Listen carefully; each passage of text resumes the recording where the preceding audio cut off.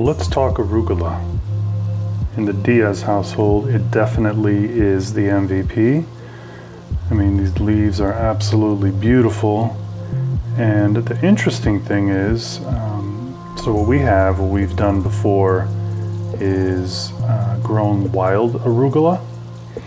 Apparently, the leaves that you see in the store can be a little bit more tender, may look a little bit more like this, just kind of a softer versus the jagged edges of the wild arugula. The wild arugula I've found is also a little more peppery, maybe even stronger, right? Some people kind of bites a little bit more.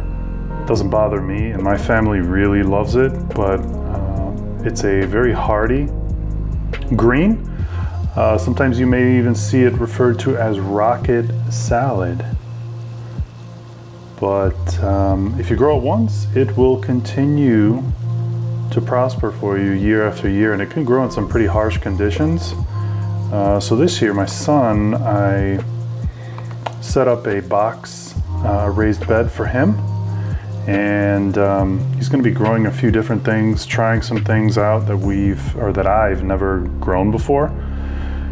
So yesterday we actually just took some random arugula that was in kind of the in between beds, and put two of them in his box, in his raised bed. So they will do well. Like I said, they're very hardy, have a pretty strong root system, and recover. They're pretty difficult to kill. So if you're ever interested in a low maintenance, would suggest arugula, absolutely. It's great for kids to try out. It is delicious if you've never had it before. I mean, you can make it just alone as a salad, or you can, and it responds pretty well to just a minimal amount of ingredients. So salt, pepper, extra virgin olive oil. You could even put some lime juice in there as the acid, but any type of vinegar.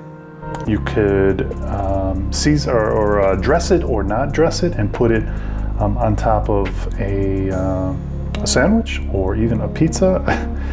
I mean, your imagination really is the limit. So strongly suggest it. It is, as I said, it is the MVP of our house. And if you've never tried it before, give it a whirl.